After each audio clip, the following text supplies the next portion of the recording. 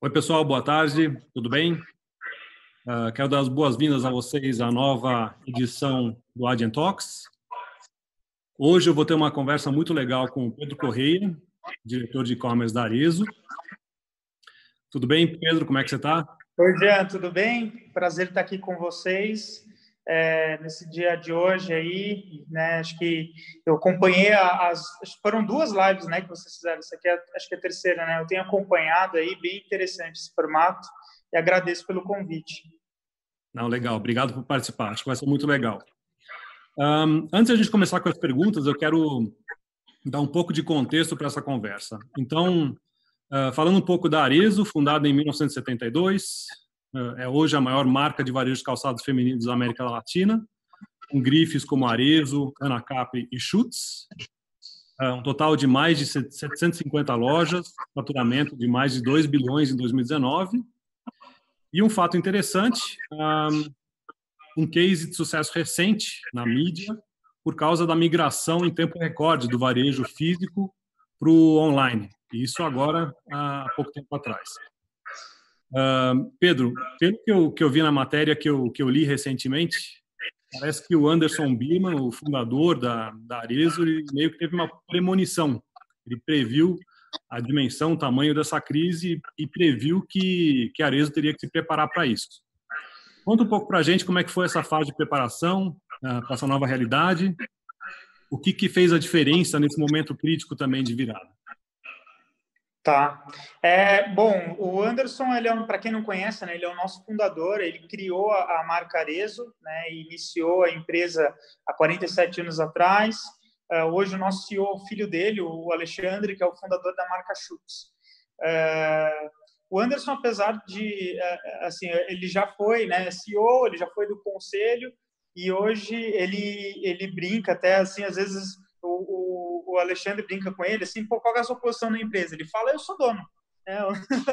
Eu sou dono da Arezzo. Então, assim, ele na verdade, assim, pro Alexandre, ele exerce um papel muito forte, assim, de mentoria e compartilhamento, né, com base em toda a experiência que ele teve, né, e a gente respeita muito isso. A gente, né, recentemente fez um trabalho muito profundo de rever toda, né, o plano estratégico da empresa, e o Anderson foi parte fundamental, né, até porque todo esse trabalho foi feito com base, né, uma metodologia que resgata a mentalidade do fundador. Então foi muito importante, e ele tem tido algumas reuniões com o Alexandre semanalmente, nas sextas-feiras. Então, na sexta-feira, dia 6 de março, né, ele teve uma reunião ali, seguindo a rotina deles, onde ele pontuou que ele estava vendo um cenário muito maior do que as pessoas imaginavam. E ali ele já falou coisas pro Alexandre que deixou o Alexandre realmente em estado de alerta,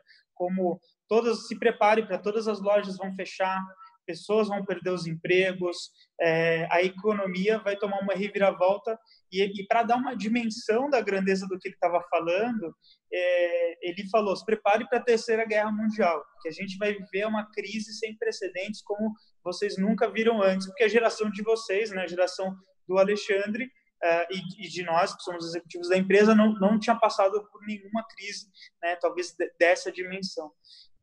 E aí o Alexandre até falou, poxa, se for num primeiro momento, assim, tomou um baque, né, e falou, poxa, se for nessa dimensão mesmo, né, a gente precisa se preparar.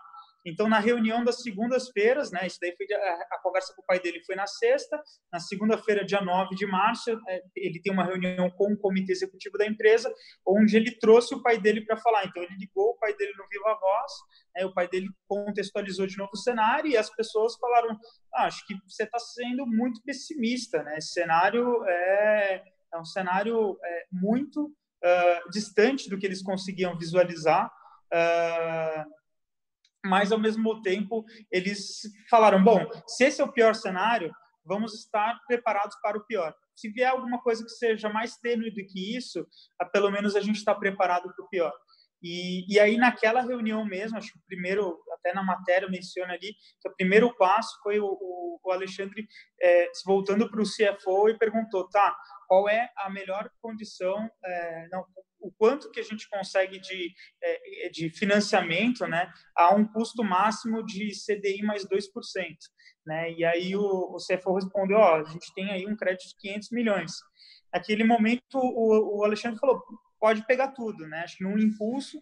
E aí as pessoas que estavam ali no comitê decidiram, assim, não pegar só metade, né, desse financiamento. Passado, acho que 1 ou 2 semanas ali, eles pegaram mais 200 milhões. Então, apesar da empresa já ser uma empresa que tem um caixa muito forte, aliás, é considerada uma empresa dentro do varejo geradora de caixa, eles entenderam que para passar por uma crise, isso veio muito também da própria experiência do Anderson, que o caixa ele é muito importante. Ter um caixa fortalecido faz com que você consiga permanecer firme numa crise por muito mais tempo, né? Então, essa foi talvez a primeira decisão.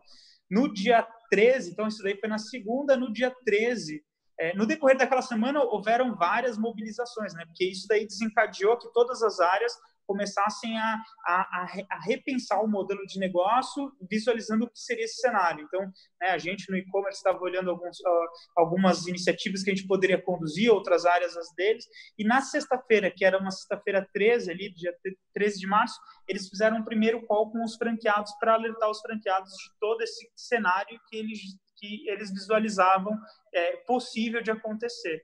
Então, foi e aí no dia 18, né, de fato, todas as lojas foram fechadas aí pelos decretos dos governos, enfim. Então, assim, até na matéria o Alexandre faz uma metáfora que, assim, você se imagina numa ilha, né, e de repente vem um cara e fala, putz, está vindo um tsunami. E todo mundo olha e aquele mar está parado, meio, né, parado e tal, e a maioria das pessoas não acredita. Mas algumas pessoas resolvem levar a sério aquela mensagem e sobem numa árvore, né? E ele falou, a diferença é que o tsunami continua passando. Então, né, a maioria das lojas, algumas lojas estão abrindo ainda de forma gradativa e tal, mas a verdade é que a nossa realidade do varejo físico está muito distante daquela realidade de varejo que a gente vinha vivendo até ali o começo de março. Que legal. Eu acho que realmente se tornou um case de sucesso muito grande, né? Eu li também que um exercício de migração, de mudança que estava previsto para ocorrer em 2 meses, aconteceu em 2 semanas, né? E no mês passado vocês tiveram um dia onde vocês faturaram mais do que na Black Friday, ou seja, vocês conseguiram realmente fazer isso de uma maneira excelente. Como é que foi isso de maneira operacional? Como é que vocês conseguiram acelerar tanto e também sabe, trazer todos os franqueados para esse novo cenário tão rápido? Acho que foram, como eu te falei, assim, foram várias iniciativas, né, diversas. A gente naquela estaca zero a gente falou, poxa, se as lojas não existem mais, todas essas áreas que existem em prol do visual merchandising da loja, ou áreas administrativas, né, até treinamento para os colaboradores, esses papéis dessas pessoas precisavam ser reinventados. Então, a gente começou a recrutar pessoas para todas as... A gente primeiro definiu quais eram as batalhas que a gente precisava enfrentar, então, seja viabilizar que todos os vendedores pudessem ter uma plataforma digital para conseguir fazer as vendas, por exemplo, abertura de novos canais de vendas, tudo que a gente puder, que a gente mapeou que eram iniciativas de grande impacto e com o esforço que a gente conseguiria fazer em tempo hábil, a gente começou a recrutar pessoas dentro da empresa para nos ajudar a atuar dentro desse processo. E junto com os franqueados, a gente iniciou, a partir daquela sexta-feira, dia 13 de março, uma dinâmica que começou a acontecer pelo menos uma vez por semana de interação com eles, onde a gente começou a reforçar, porque assim, algumas das ferramentas de tecnologia, de integração de canais, a gente já tinha. O que acho que era o grande desafio era a adoção dessas ferramentas por muitos franqueados, lojas, que por vezes eles estão em pontos físicos que já são relevantes e que geram uma demanda, né, recorrente ali, e por conta disso talvez não tivessem priorizado ainda a adoção da tecnologia. Então, nessa agenda semanal, a gente começou a trazer os cases dos franqueados que tinham conseguido reverter todo o cenário por não ter fluxo em lojas físicas, mas como eles já tinham adotado as tecnologias, eles conseguiram ter um bom desempenho de vendas. A gente começou a trazer cases também de outras empresas que estavam tendo que se reinventar. Então, a gente recebeu o CEO do Boticário, a gente recebeu alguns outros líderes de empresas que puderam nos ajudar, o pessoal da Companhia, o processo de transformação em meio a toda a Páscoa, né? Então, foram formas da gente conseguir casar o conteúdo que a gente tinha aqui, fazer com que eles adotassem, né, para fazer a reinvenção das lojas deles, e ao mesmo tempo, né, alguns cases que inspiravam e traziam, de fato, a crença de que é possível retomar a retomada do varejo, só que fazendo de forma diferente. Se a gente fizer da mesma forma como a gente fazia antes, a única certeza que a gente tem é que a gente não vai colher os melhores resultados, né? Legal, então eu entendo que, pelo menos, do seu ponto de vista de infraestrutura, vocês já estavam meio que preparados para isso, vocês já tinham as ferramentas necessárias para fazer essa migração também dos franqueados para o e-commerce. A gente tinha, assim, algumas ferramentas, tá? Acho que aquela que o Alexandre se refere na matéria, a gente tinha uma plataforma que o vendedor ele conseguia fazer uma venda assistida na loja, usando qualquer estoque da companhia. Então, inclusive, o estoque que é do nosso centro de distribuição, que abastece as vendas feitas pelo e-commerce, né? Mas era uma plataforma de venda assistida. Então, imagina que você chega numa loja, você quer comprar um calçado, seu tamanho é um tamanho, sei lá, 42, e aí lá tem o 41 e tem o 43, mas não tem o 42. Então, o vendedor da loja conseguia, através de um dispositivo móvel, acessar um estoque de outra loja, do CD que abastece o e-commerce, e o cliente poderia, depois de alguns dias, retirar aquele produto na loja ou receber em casa. O que a dinâmica mudou é que essa interação pessoal entre o vendedor e o cliente deixou de existir por conta do isolamento social, e que a retirada na loja ela passou a ter que ser agendada em lojas específicas, porque algumas lojas não estavam abertas e as que estavam abertas em horários específicos para conseguir organizar para que não houvesse acúmulo de pessoas, né? Então, a gente teve uma criação, uma adaptação dessa ferramenta que fazia essa venda assistida para que a venda pudesse ser totalmente remota, então que a pessoa pudesse vender através das redes sociais dela, né, do WhatsApp, Instagram, por onde ela quisesse, pelo telefone, enfim. E também na dinâmica de retirada em loja, que a gente passou a gente chamava de retiro em loja, a gente até mudou para retirada agendada, né? Então, para que de fato trouxesse essa atenção também para o consumidor que está comprando através do e-commerce. Então, ele vê lá que tem um horário agendado para fazer essa retirada do produto. É espetacular.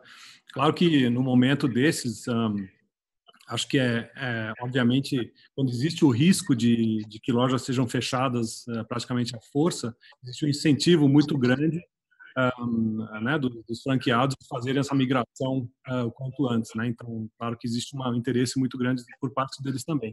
Agora, se a gente olhar o lado do consumidor, como é que vocês conseguiram fazer a migração dos consumidores para os canais online? Talvez até aqueles consumidores que estavam habituados a comprar em lojas, que não tinham afinidade com e-commerce. Vocês tomaram alguma atitude específica? O que vocês fizeram? Sim, acho que assim a Arezzo, desde a criação do e-commerce, ela sempre tomou muito cuidado com toda a gestão de canais, para que a gente pudesse, porque a Arezzo, ela tem o seu e-commerce, mas ela tem o canal de franquias, ela tem o canal de multimarcas, tem exportação, tem lojas próprias. Então, o e-commerce ele sempre foi criado, desde o início, como uma plataforma que junta todos esses canais. Então, quando a gente percebeu o cenário que estava se constituindo, a gente, mais do que nunca, teve que trabalhar essa plataforma como uma plataforma digital de vendas, né? Então, que viabiliza a venda para todo mundo. E com base nisso, a gente precisou tratar as questões que antes, talvez, aquelas questões que às vezes estavam muito ainda não estavam fechadas do omnichannel de verdade, então às vezes muito locais, esse cliente é o cliente da loja, esse cliente é o cliente do site, esse cliente é o cliente omnichannel. Esse cliente, ele é um cliente, né, Arezzo & Co. Ele consome os produtos Arezzo & Co. Então, a gente começou a criar, né, réguas de relacionamento para tratar esse cliente, entendendo, sim, o histórico dele, mas também trazendo para ele o consumo do e-commerce como uma novidade positiva nesse momento, em que, né, você pode estar de casa, né, você que tinha um hábito, talvez, de comprar mais propenso numa loja específica, mas que você vai poder comprar, por exemplo, a gente viveu uma data sazonal que para a gente é muito importante, né? Depois do Natal, né? Acho que e do pico ali, que é a Black Friday, a data mais importante, que é o Dia das Mães, né? Então, imagina o que a Arezzo representa, né, para o Dia das Mães, né? Uma marca que tem tantos anos de existência e que, né, as pessoas que trabalham aqui na empresa, que muitas vezes até que são de fora, né, tem um relacionamento emocional com a marca, porque é uma marca que representa, né, um encontro de várias gerações. E a gente entendeu que essa marca não podia ficar de fora do Dia das Mães. Então, a gente construiu uma estratégia verdadeiramente, assim, omnichannel para trabalhar, né, todos esses canais e atendendo os clientes. A gente conseguiu, sim, perceber um volume muito grande de pessoas que passaram a adotar outras tecnologias, seja a pessoa que comprava no e-commerce, que passou a baixar o aplicativo da Arezzo, ou que antes comprava em loja física e passou a comprar no e-commerce ou através do aplicativo. Então, a gente começou a de fato,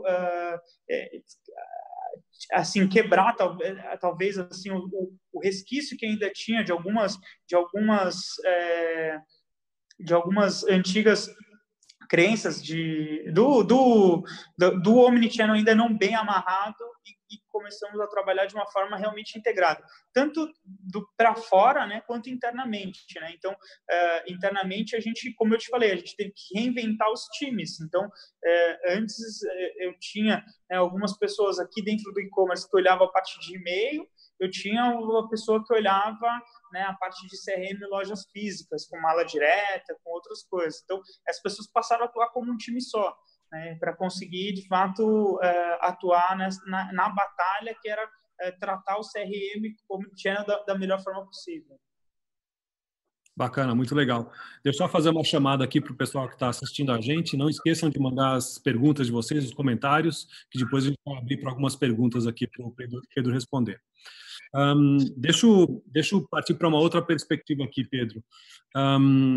Claro que, como eu falei antes, essa migração de vocês foi muito bem sucedida, então, vocês se prepararam e reagiram super bem a essa nova situação, tanto que, pelo que eu li, o mês de abril foi excelente a nível de crescimento de e-commerce, vocês cresceram mais de 120% no e-commerce. Se você fosse olhar para os principais desafios que vocês tiveram com esse aumento de compras online, aumento de demanda no e-commerce, o que você diria que foram os principais casos aí para vocês? Bom, acho que para a gente o maior desafio talvez tenha sido coordenar tudo isso estando de casa no primeiro momento, né, que parecia uma insanidade, mas a gente conseguiu criar algumas rotinas, né, bem organizadas e planejadas que deram certo. Então, né, a gente começou a executar uma reunião diária, matinal, com todos os times para fazer ali um alinhamento do que eram a gente começou a viver como se cada dia fosse uma batalha, né? Então, qual é a batalha de hoje? E aí, nessa reunião que a gente chamava de daily, né, a gente passou a compartilhar o que cada um ia, né, lutar pelo aquele dia de hoje. E assim a gente foi fazendo, foi entendendo quais eram as conexões que a gente tinha que criar com as outras áreas. Então, por exemplo, quando a gente fala do CRM, o exemplo que eu dei, né? Então, poxa, a gente tinha uma pessoa que era representante, que participava dessa dele, que também participava das outras áreas, né? Ia costurando esses assuntos.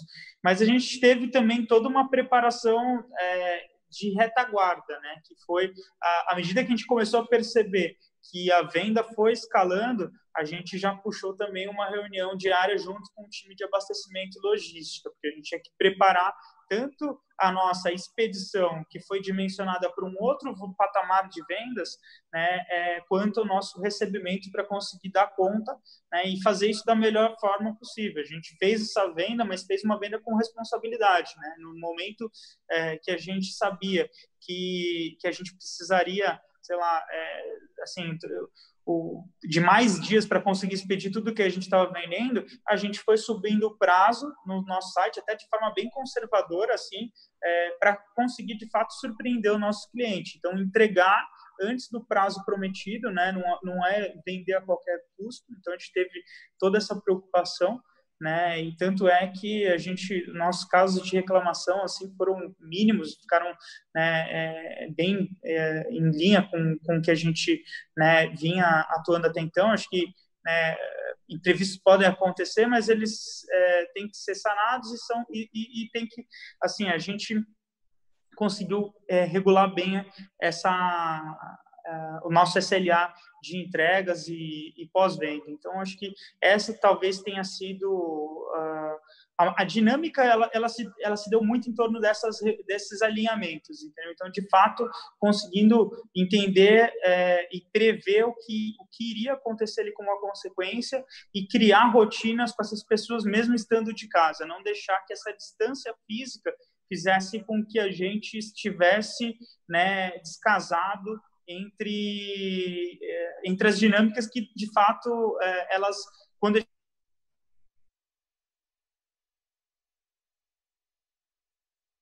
gente está na empresa, elas ocorrem em um ponto que você está prevendo que pode causar alguma decorrência de alguma ação que saiu do normal. Às vezes você vai na mesa da outra pessoa, você, né, tem essa iniciativa e isso não podia se perder com todo mundo de home office. Então, acho que esse foi talvez o maior cuidado. Bacana. Então, deixa eu fazer uma pergunta, talvez uma avaliação pessoal sua. Se mais pessoas hoje estão familiarizadas com o canal online de vocês, e vocês trabalharam, então, muito também a excelência operacional, melhorando o nível de SLA, etc. e tal, você acha que esse caminho tem volta? Você acha que as pessoas vão ficar no canal online ou você acha que elas voltam para as lojas quando tudo voltar ao normal? A gente está trabalhando com o cenário de que muitas pessoas vão ficar no online. Inclusive, a gente já está redimensionando toda a nossa operação para esse novo normal que a gente tem chamado, né? Que é esse novo patamar de vendas, essa nova dinâmica. Então, inclusive, assim, na contramão aí, né, do que tem muitas empresas, né, fazendo, a Arezzo está se voltando. Acho que assim, agora nesse momento está todo mundo olhando para o digital, né, mas a gente está reforçando aí, né, algumas áreas específicas que a gente entende que são importantes para a gente conseguir, né, manter essa dinâmica que foi criada aí, né, a força por um impulso, né, talvez dos clientes não terem à disposição as lojas abertas, mas que a gente acredita que vai permanecer, né? Até olhando para outros países, né, como aconteceu na China, já que acho que já viveu outras crises como essa lá na época do SARS, né? A gente percebe que houve um movimento que foi para o digital e que permaneceu no digital, né? Muitas pessoas tinham receio de fazer a primeira compra online, de, né, ter uma experiência até do desconhecido ali, né? Algo, putz, você vai ter que explorar. Tem gente que tem um pouco de aversão, talvez, à tecnologia. E no momento que a única opção era essa, as pessoas, né, começam a tirar esses impedimentos, essas barreiras, essas crenças, né? E eu acho que o número de consumidores e consumidores aí vai aumentar bastante. Bacana. Vamos falar um pouco de um efeito colateral, talvez, desse aumento de vendas online, que é o índice de fraudes, né? Então, todo mundo sabe que quanto mais você vende online, quanto mais você processa no mundo online, maior é a chance de você sofrer fraude, índice de chargeback pode subir, etc. E tal. Como é que vocês estão lidando com essa situação, com esse risco potencial para a operação de e-commerce? Bom, a gente monitora, né, esse índice, né, ele não é o nosso o único ponto onde pode ocorrer uma fraude, né? A gente tem mapeado diversos pontos e para cada um deles a gente tem alguma tratativa. Falando especificamente do chargeback, né, a gente trabalha com um sistema antifraude que atua de forma preventiva, né? E isso faz com que os nossos índices sejam, né, bem baixos. Mas mesmo assim a gente, durante aí a crise, a gente monitorou, porque mesmo sendo um percentual baixo, a gente sabia que aumentando em número absoluto as vendas, quantidade de pedidos, né, esse volume tenderia a aumentar. Então, né, o grande fluxo do que, como a gente faz o preventivo ali com o antifraude, o grande fluxo de chargeback ele começa a acontecer, né, agora em abril, maio, e assim por diante. Então, o que a gente está construindo dentro de casa é um fluxo para acompanhar, né, eventualmente esses fraudadores às vezes podem ter uma certa recorrência e de certa forma, se você consegue pegar isso, você consegue também se prevenir de algum fraudador mais recorrente ou até reverter esse chargeback. Então, você tem, né, o comprovante ali da entrega, né, da venda e tudo mais, você consegue reverter esse chargeback, né? Então, fato é que a venda presencial, né, em loja física, ela é livre de chargeback, né? Então, quando você vai para online, esse é um ônus que você passa a carregar. A gente tem com plena consciência, né, dessas despesas, que são despesas diferentes entre você vender numa loja física e no online, mas elas fazem, né, parte do negócio. Felizmente, no Brasil, né, a gente tem que lidar com um contexto de fraudes aí maior do que, né, em outros países. Acho que vocês, né, que atuam aí mundialmente devem, né, acompanhar isso. E então faz parte do nosso dia a dia. Bacana. Deixa eu aproveitar. Estão chovendo as primeiras perguntas aqui já. O meu celular aqui na minha mão está tá vibrando o tempo todo. E já vou abrir para uma pergunta que está bem dentro do contexto que a gente está falando agora. É do Carlos Freitas. E a pergunta é: nesse momento, a Arezzo teve crescimento no canal mobile, ou seja, via aplicativo, e percebeu também aumento de fraude por esse e outros canais?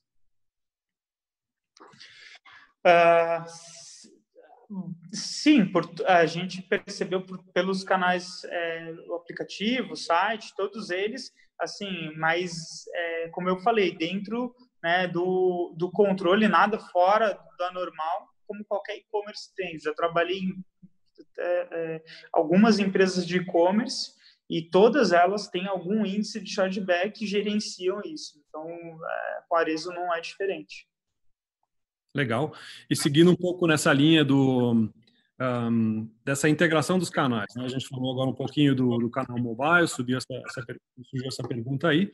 Surgiu uma outra pergunta aqui do Ulisses Santos, perguntando se a Arezzo já consegue hoje monitorar a jornada dos clientes em 360 graus, ou seja, em todos os canais. Como a Arezzo vê o uso do canal mobile no novo normal que está por vir? Bom, a gente, assim, o nosso aplicativo ele tem bastante relevância para o nosso negócio, né? A gente lançou o aplicativo de Arezzo, acho que em 2017. Ano passado a gente relançou o aplicativo de chutes, né? E para essas duas marcas eles são muito relevantes para o nosso negócio. Nossa aplicação ela quando você pensa na navegação em celular, né? Ela é responsiva. A gente trabalha com uma navegação que se adequa ao tamanho da tela. né? E isso tem trazido para a gente, sim, uma grande relevância. Quando você fala de mobile, né? Acho que os nossos números eles já refletem também, né, o que uma operação madura de e-commerce, né, apresenta. Então, a maior parte da navegação já está no dispositivo móvel, né? Então, tudo que a gente constrói até pensando primeiro na visão do celular, porque é aí que está, né, a maior parte do nosso tráfego, da nossa audiência. Em termos de experiência, né, a nossa experiência ideal, né, a gente trabalha para ter ela dentro do nosso aplicativo. A gente acredita que lá é onde estão os nossos clientes mais fiéis. De fato, a gente sabe que recebi um estudo, acho que do Google, que falava que o brasileiro, né, em média, tem 75 aplicativos no celular, dos quais ele usa 35. Então, eu acho que assim, ter o nosso aplicativo instalado dentro do celular de qualquer um dos nossos clientes é um privilégio que o mínimo que a gente faz é proporcionar uma excelente experiência de compra, a nossa melhor experiência de compra, né? Porque tem tantos aplicativos que você usa, se você parar para pensar no dia a dia, assim, de recorrência, né? De transporte do banco, né? Viagens e tudo mais. Então, a gente tem um aplicativo ali de consumo de moda, né? Eu entendo que é muito relevante e a gente trabalha muito forte em cima disso. Essa imagem que você está vendo aqui atrás, ela é do nosso escritório, né? Quando a gente foi para o home office, a gente mandou, um dos colaboradores do nosso time, ele tirou uma foto quando foi todo mundo embora, as luzes estavam meio apagadas, eu acho que ele já tinha pensado aí em fazer um plano de fundo, então ele fez o plano de fundo para a gente. Esse está escrito Hub, né? É como a gente denomina a nossa área. A gente tem um time de tecnologia interno. E 2154, que é o número que está do lado, é o ano que o Anderson faria 200 anos. Então, a gente criou esse hub aqui, é algo simbólico, né, para a empresa e para a gente, né, e é dentro dessas áreas aqui que a gente tem, bem sentado nessas mesas ali do fundo, onde ficam todo o nosso time de tecnologia, que a gente desenvolveu, né, esses aplicativos, toda a nossa experiência online, ela é construída aqui in-house. Que bacana, muito legal, muito legal. Transformação digital. É isso aí. Eu não sei se você vai ter essa informação aí com você, mas eu tenho uma pergunta de curiosidade. Claro que o que faz a diferença no aplicativo mobile é a experiência do usuário, né? Então, quanto mais simples, segura, mais sem barreiras ela for, mais você vai conquistar o share of wallet aí do seu aplicativo perante outros aplicativos, talvez até de concorrentes, né? Se vocês olham o público que utiliza o seu aplicativo hoje, vocês notam uma diferença perante público que usa somente e-commerce ou em loja? O perfil é diferente, as pessoas têm um hábito de compra diferente, de consumo diferente? Sim, sim. O aplicativo, ele de fato reúne as pessoas que têm a maior recorrência de compra. Então, um usuário do aplicativo, ele geralmente compra aí de 5 a 9 vezes mais que um usuário do nosso site, né? Um usuário que acessa o nosso site. Que é a pessoa, eu entendo até que a pessoa que se predispõe ali a ter o aplicativo, né, dentro do celular dela, porque a loja é realmente algo muito relevante para ela. Então, por isso que a gente, de fato, procura proporcionar, né, a melhor experiência possível. O usuário dos nossos aplicativos, ele tem frete grátis para o Brasil inteiro, é um benefício que a gente, né, proporciona só para o usuário do app. E é uma forma da gente, né, agradecer a todos os usuários, nossos clientes, por terem a gente sempre o tempo todo lá junto com elas e acompanhando tudo que está acontecendo dentro da Arezzo. Então, a gente tem, né, um drive bem forte assim, para os nossos aplicativos mesmo. Bacana. Então, só para finalizar essa parte, abrindo para uma última pergunta aqui do André Chagas Nita. Qual é a visão de médio e longo prazo para a continuidade do crescimento nas vendas online pós-Covid? Acho que você já falou muito disso, acho que a perspectiva é bastante boa, positiva. Você tem alguma coisa a agregar ainda a respeito desse assunto? Assim, a Arezzo, ela tem... como é que eu vou te falar? Bom, essa construção dessa plataforma de moda, e acho que tudo que a gente está colhendo agora não é um trabalho que, né, foi construído de uma hora para outra. Assim, um trabalho que a empresa, né, num dado momento, acreditou que fazia sentido construir um time de tecnologia dentro de casa, construir esses produtos digitais, né, a partir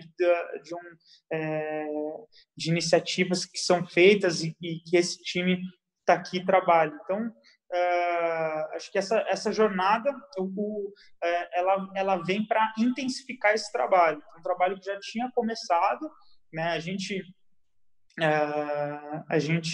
acho que diante desse ano, né, talvez a gente tivesse outras iniciativas dentro da empresa que também, né, eram iniciativas prioritárias e tudo mais. Eu acho que talvez parte delas a gente comece a atuar em algumas frentes online, né? Então, até uma que foi já publicada, e por conta disso, né, eu posso comentar aqui, que é a nossa plataforma de moda, né? Então, a gente está, né, construindo uma plataforma para reunir outras marcas parceiras, né, ao Grupo Arezzo.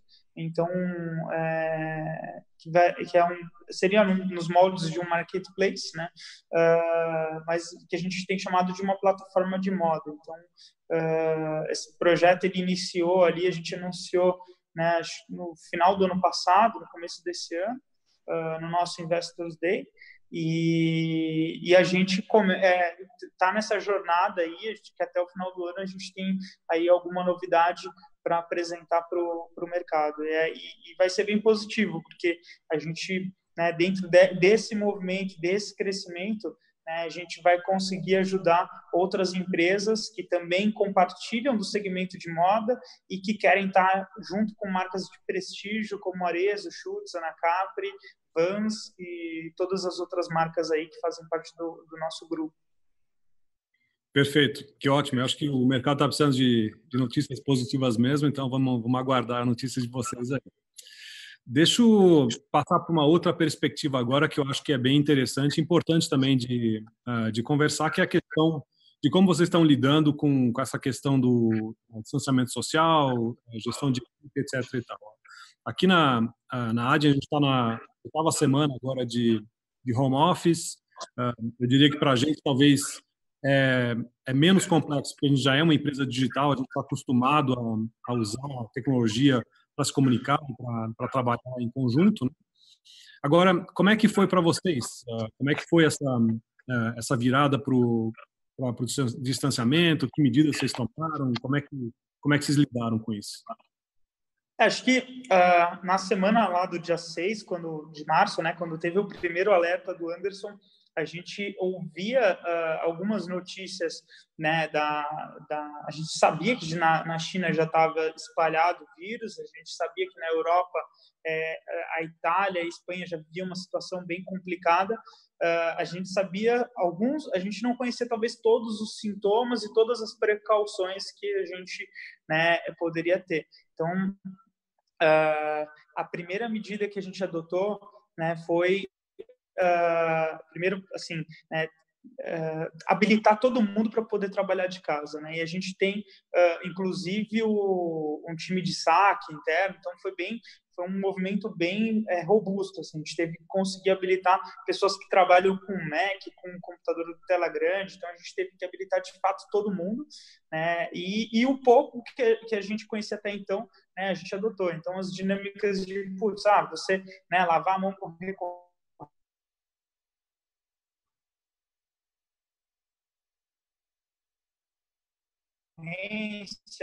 passou a ter dispensas com álcool gel pela empresa inteira, né, dentro a medição da temperatura era um dos sintomas, e o distanciamento social. Então, logo no dia... a conversa entre o Anderson e o Alexandre foi no dia 6, no dia 9, que foi a outra reunião, a gente ficou sabendo que tem uma feira de calçado que acontece aqui no Sul e que tinha, né, uma pessoa que teoricamente estaria com Covid ali no evento. Então, naquele momento, talvez tenha sido um estopim para a gente, porque a gente falou, putz, todo mundo que ia para a feira na empresa, a gente cancelou as idas, né, e adotou todas essas medidas, e a partir daí a gente começou a falar, putz, realmente a gente precisa habilitar todo mundo para ir para casa. Então, a gente começou a fazer esses movimentos, foi habilitando primeiro a equipe de base, assim, né, e até que as lideranças. Então, eu fui um dos últimos a sair daqui, né, e um dos né, e aí depois a gente foi voltando gradativamente. A gente está no Rio Grande do Sul, então aqui a gente, né, a gente já voltou com uma parte da equipe para o escritório, mas ainda agora sim, né, com medidas muito mais rígidas, né? Então todo mundo trabalhando com máscara, né? Eu estou com a minha aqui, ó, e eu só tirei aqui porque eu estou numa sala fechada, então para conseguir, né, ter o áudio melhor, conseguir conversar melhor, mas eu sentei aqui numa sala onde eu estou sozinho. E a minha equipe tem autonomia para trabalhar de casa, então a gente deu essa autonomia e cada liderança e equipe organiza da forma como entende melhor. Então, por exemplo, tem uma equipe que é mais de comercial e marketing, que tem uma dinâmica bem carregada na segunda-feira de manhã e que optou por nas segundas-feiras já, porque tem que virar todas as campanhas que estavam no final de semana e tal. Então, na segunda-feira e sexta-feira, essa equipe trabalha de casa, né? E tem uma outra equipe de desenvolvimento, a gente deixou uma parte da equipe está definitivamente em casa, que essas pessoas, se por acaso, né, a gente tiver um contágio, a gente ainda tem pessoas que estão 100% em casa. E aqui dentro do escritório, né, o distanciamento não só nos deslocamentos, mas de fato entre as mesas. Então, a gente tem uma mesa onde tem uma pessoa, tem outra que não tem ninguém, e aí na terceira pode sentar alguém. As salas têm uma quantidade máxima de pessoas que podem estar dentro de uma mesma sala. Todas as salas, né, foram dimensionadas, falaram, essa sala aqui pode ter tantas pessoas, então a gente tem essas medidas e todas as pessoas também tomaram, a gente tomou a vacina antigripe, a gente vai, né, eu ainda não fiz o teste, mas todos os executivos estão passando aí pelos testes, né, do Covid, para que a gente consiga se proteger. Até agora, né, acho que a gente não teve nenhum caso, né, dentro aqui pelo menos da nossa base aqui no Rio Grande do Sul. Que bom, que ótimo. E você acha que vocês tiveram algum aprendizado, alguma talvez conclusão já que possa ter um impacto para o longo prazo dessa situação? Tiraram algum aprendizado que talvez, sei lá, se aplique para o futuro? Eu acho que sim, acho que assim, em relação ao digital, talvez a gente esteja muito mais voltados para o nosso cliente do que a gente nunca, sei lá, do que antes, assim, né? Porque é um momento que a gente teve que se reinventar e tentar entender como conseguir, né, alcançar esses clientes e, ao mesmo tempo, né, não parecer, como é que eu vou te falar, assim, empurrando o produto, sabe? Mas fazendo com que as pessoas, de fato, tivessem, né, uma causa. Então, a gente teve toda uma sensibilidade ali no Dia das Mães. Muitas pessoas, por exemplo, entregam os produtos do e-commerce, né, vai só a caixa, né? Então, a gente se preocupou em mandar a sacola dentro da caixa para que as pessoas que estivessem em casa, né, junto com a sua família, pudessem, de fato, dar um presente como ele é dado quando você vai lá e compra numa loja física. Então, que vem na embalagem, bonitinho, arrumado, né? A gente se preocupou também com assim, em criar iniciativas que pudessem ajudar a sociedade diante desse momento. Então, a gente fez uma iniciativa que a gente chamou de Campanha das Heroínas, né? Então, onde a gente distribuiu milhares de sapatos brancos para todos os profissionais da medicina no Brasil. Então, a gente criou um hot site onde as pessoas se inscreviam para poder comprar, porque era uma quantidade, né, limitada. Foi um grande sucesso esse dia de audiência, assim, a nosso e-commerce teve uma audiência recorde, né, como nunca antes vista, assim, nem Black Friday conseguiu bater esse fenômeno que foi a campanha de heroínas. A gente fez uma campanha também onde a gente distribuiu máscaras, né? Surgiram algumas notícias que estavam faltando máscaras, né, descartáveis nos hospitais, ou que viria a faltar. Então, a gente distribuiu 25 mil máscaras para os hospitais, dos hospitais principalmente focados aqui no Rio Grande do Sul. E acho que assim foram várias iniciativas, talvez eu não vou lembrar de todas elas, mas a gente fez aí, acho que uma das últimas foi uma campanha que a gente fez junto com a Reserva também, né?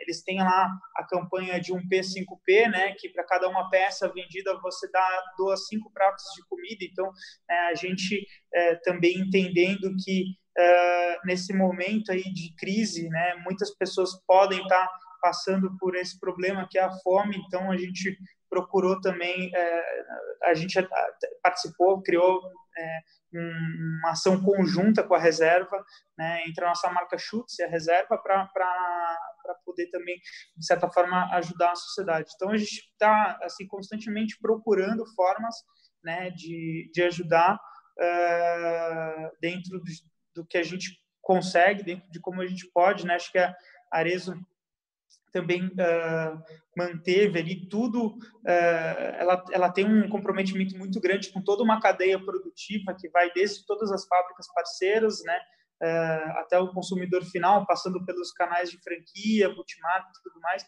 Então, a gente criou uma série de iniciativas para conseguir não só preservar esses canais, franquias, mas também de educacional sobre esse novo momento, como se prevenir, como ajudar e como se digitalizar mesmo, né? E acho que nas fábricas e na logística um cuidado muito grande também em relação à educação de saneamento, né? Como que a gente faz para lavar as mãos, né, como é o processo certo para a gente conseguir manter o distanciamento social, evitar a propagação do vírus. Então, nas fábricas a gente teve bastante também esse cuidado, né? E então acho que assim, de forma mais ampla, é isso que eu te trago. Acho que essas foram as medidas que me veio aqui à cabeça agora, que não foram poucas, assim, realmente foram muitos dias, muitas cabeças pensando em tudo que a gente poderia fazer para que acontecesse da melhor forma possível. Muito bacana, Pedro. Deixa eu abrir para uma última pergunta aqui agora. Baseado nessa conversa que a gente teve agora, na experiência que vocês tiveram, o aprendizado que vocês tiveram,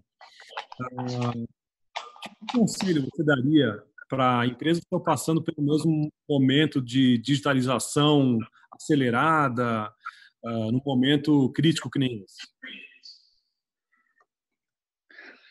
Eu acho que assim cada empresa é uma empresa, né? Tu precisa entender primeiro qual é o contexto da empresa, né, onde você está inserido. Acho que no nosso caso a gente tinha uma empresa que tinha um processo digital já de certa forma maduro, mas que quase 90% das vendas vinha de loja física, né? Então a gente optou com base em todo o conhecimento que a gente tinha do que era operar uma empresa de e-commerce, né, a gente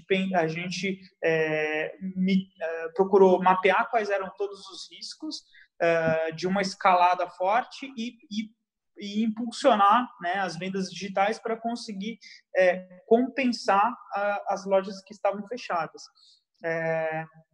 Eu vejo que agora tem muitas empresas que também, não tinha nenhuma iniciativa digital, agora querem entrar para o digital. Eu vejo que é um outro contexto, né? Talvez para uma empresa que esteja nessa situação e precisa lançar o e-commerce mais rápido, talvez fazer como a gente veio construindo ao longo de vários anos, de criar uma equipe de tecnologia, criar uma plataforma, né, toda customizada própria, não seja, né, o caminho que vá conseguir fazer com que a empresa, né, permaneça de pé mais porque durante essa crise talvez essa empresa precise, né, de fato pegar uma solução de prateleira para conseguir fazer com que as coisas entrem no ar rápido e consiga, né, passar por esse tsunami aí, né? Então acho que assim cada empresa gente tem que ponderar, né, e entender o seu contexto. O mercado de e-commerce no Brasil não é um mercado assim tão jovem, é um mercado maduro, tem empresas maduras, né, que podem ajudar, né, dentro desse contexto de criar uma operação de e-commerce. A gente tem, né, plataformas especializadas em e-commerce, tem RPs especializados em e-commerce, tem soluções de gateway de pagamento, como vocês, que tem uma série de inovações ligadas a e-commerce e que também, né, até desbravam algumas coisas de loja física, que eu já tive aí, testei algumas inovações até bem interessante. Então, eu acho que, assim, cada empresa vai ter que olhar para dentro de casa, né, e entender quais são as suas fortalezas, né, fazer bem uma SWOT ali, olhar suas fortalezas, fraquezas, ameaças e oportunidades, né, e diante disso olhar para fora, né, olhar o que tem no mercado, né. Assim, depende muito do time. Se você quer lançar um e-commerce amanhã, eu estava conversando com um fornecedor de uma plataforma de e-commerce. Ele falou, cara, os clientes que estão me procurando e querem lançar o e-commerce agora, eu estou recomendando ir com um template de loja mais sem tanta customização e com uma loja mais padrão para conseguir, sabe, coletar, reverter o cenário mais rápido, assim, obter alguma receita e à medida que o tempo vai passando, ele vai construindo essa customização em cima desse negócio que já está operando. Né? Faz todo sentido. Acho que agora o momento é de colocar a loja live e vender, né? Uma situação dessas. Uhum. Muito bacana, Pedro. Queria agradecer muito a participação sua. Acho que todo mundo está nessa situação onde a crise acelerou a transformação digital e aí é super importante poder contar com a expertise de vocês nesse caso. Acho que foi super útil para as pessoas que estavam escutando o nosso bate-papo aqui. Então, de novo, muito obrigado mesmo. Eu que agradeço, Jean. Obrigado aí pelo convite. Como eu falei, é um prazer aí estar com vocês, né? Agora, você sabe que agora a gente está no mesmo prédio aí em São Paulo, né? Tem o escritório da Vans aí no mesmo prédio de vocês. Então, assim que a gente, que tudo isso passar aí, eu espero fazer uma visita para vocês aí, para a gente, né, conseguir conversar e ver. Acho que uma das coisas que eu mais gosto na ADIA, assim, que vocês estão sempre provocando a fazer algo novo. A gente também valoriza muito isso. A última vez que eu tive aí, eu testei uma ferramenta de integração de CRM, loja física, com PDV e tudo mais. Então, acho que é de empresas assim que, né, que movem esse mercado digital no Brasil e que por conta disso, para mim, é um prazer estar aqui junto com vocês. Muito legal, muito obrigado de novo. A gente com certeza vai se ver em breve, vai tomar um café junto aqui no nosso escritório, no seu, e nós vamos superar isso aqui, numa boa. Vamos sim, vamos passar. Um abraço, Jean. Obrigado, abraço, viu? Pedro. Tchau. Tchau, tchau.